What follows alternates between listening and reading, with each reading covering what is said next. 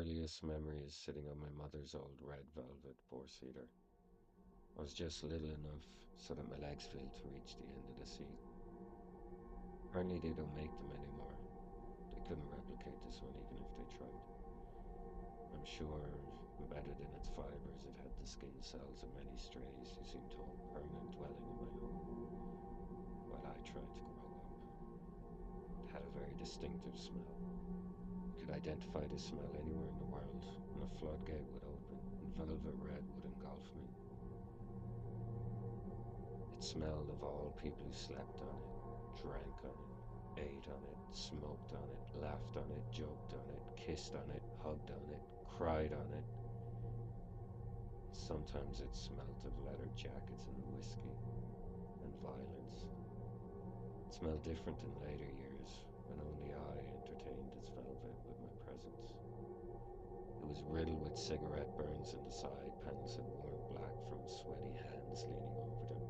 It was littered in white dog hairs, and you were more than likely to have a coughing fit when you first sat down on it, sunk deep into its velvet pit, choking and laughing and crying.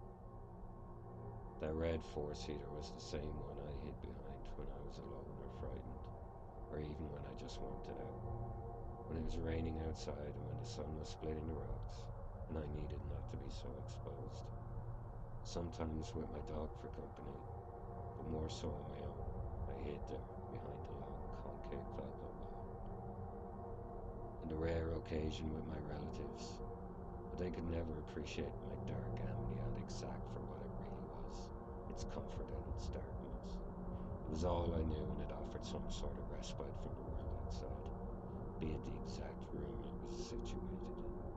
It was situated in front of the longest wall in the heavily wallpapered sitting room. The sitting room was always nauseatingly papered with some sort of sickly flower growth, visceral yellows and pinks, mucousy greens and browns. Behind the sofa there were large shards of the sickly, sticky paper that was forever peeling off. Perhaps someone had spilled a drink over the sofa that had dampened it, causing it to weaken, or the dogs had accidentally ripped it while shuffling down into the deep crevice to hide too. I dared never aid the wallpaper's demise despite its sickening nature. Instead I tried to fix it, because this was all I had. My earliest memory was not behind the sofa, but on top of it. I was small enough so my legs dared not dangle over its flat, worn-out and discolored cushions. I remember feeling petrified, thinking that one day my feet would extend over its ravaged velvet landscape. And how did I never wanted that to happen? Because this is how it is now. How I never ever wanted my feet to touch the ground. That feeling alone made me nauseous. How wrong could I have been? So when I grew legs, I discovered its dark secrets. Just before starting secondary school, I made many places my own. I made many places safe places. I have strange memories of these places, because even though they provided me with refuge, the recollection is tainted with a compelling feeling of revulsion, guilt, and shame. These feelings have accompanied me into adulthood, like old friends. What was I running from? From everything and nothing.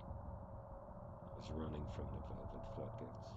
I was running from the nauseating wallpaper. I was running from the whiskey, from the dog shit. I was running from the stench of rotting food that could be found in the kitchen cupboards.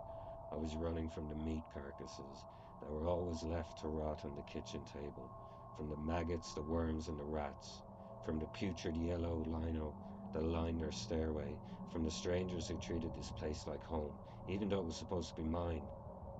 I was running from broken glass and clenched fists, from broken toys, from lewdness and promiscuity.